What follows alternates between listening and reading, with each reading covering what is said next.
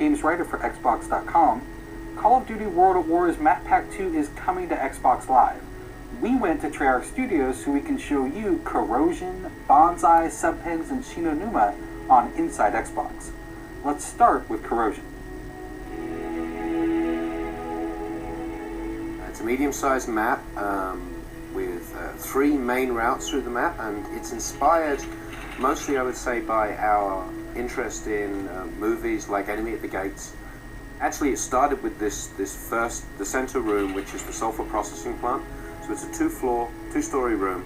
The ground floor being where the furnaces are, and then the upper floor is a catwalk system, so you can look down on the ground area. So we knew that this was going to create some absolutely epic battles, and it does. And in particular in CTF and headquarters, this map is extremely intense.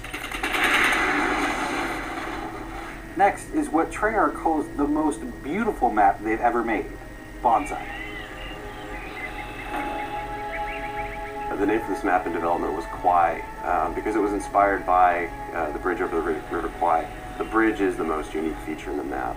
It's a unique structure. It's very high up above the ground below. The sniper positions on the bridge are very exposed. The bridge is only one side. There's several other opportunities to get from one side of the map to the other. You've got pathways under the bridge. You've got the whole river going under the bridge. You've got the caves at the top of the river with the waterfall.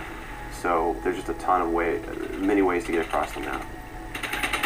Next up is Subpens, the first World at War map to include the elements. Fight through a torrential downpour.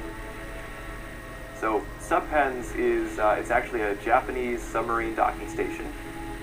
It's a small to medium-sized infantry-based map. I guess you could compare it a little bit to Dome, which shipped with the game. It's bigger than Dome, but it is probably the second smallest map we're going to have. In Subpens, each battle space is sort of compartmentalized from the neck. Every 5 seconds, you're going to be in a different area, which is going to feel completely different when you're battling it out with your opponents. Finally, there's the brand new Nazi Zombies map, Shinonuma, which brings 10 brand new achievements and 250 gamer score to Map Pack 2. So in Shinonuma, it's a much larger map actually than Baruch, and for the first time, the players are actually going to be able to come outside the structure, and they're going to be able to run around on the ground where the zombies are coming out. When you're in the swamp itself, there's a traditional mechanic where you can buy boards back on the windows and board up the windows.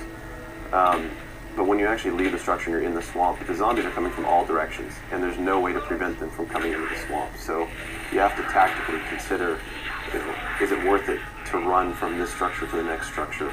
You'll see a couple of new traps that we've added. There's one that we're calling the Flogger. You're looking at it right Originally now. It was called the Log Flinger. It's basically just a big couple of logs with spikes sticking out of them that rotate if you turn it on.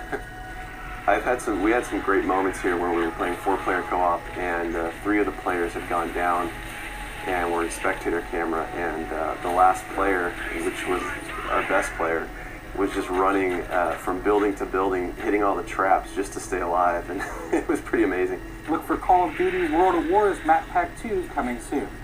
Thanks for watching Inside Xbox.